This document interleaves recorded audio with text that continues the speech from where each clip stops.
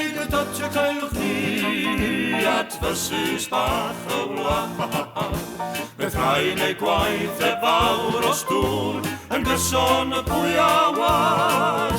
A buan iawn a'i pawb o'r plwy, i'w i bod am y castiau hwyr. Sal y wyl a dic a garw gyda gwen, drwy'r holl fynyddoedd maith.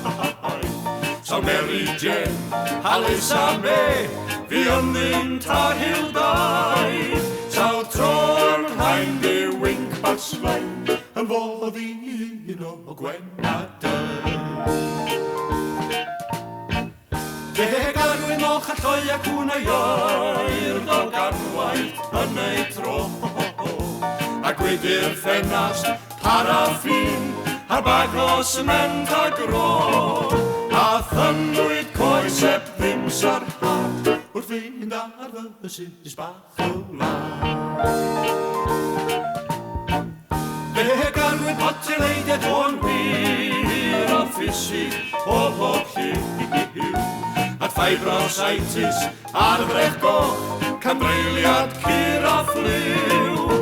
Ar hiw sydd cafodd wilted pen, hel i cric y mal a yw goes bren.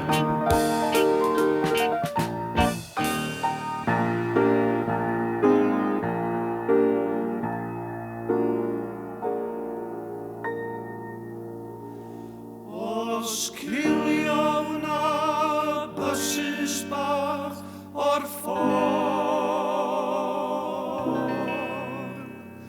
a'r haman sydd ar go.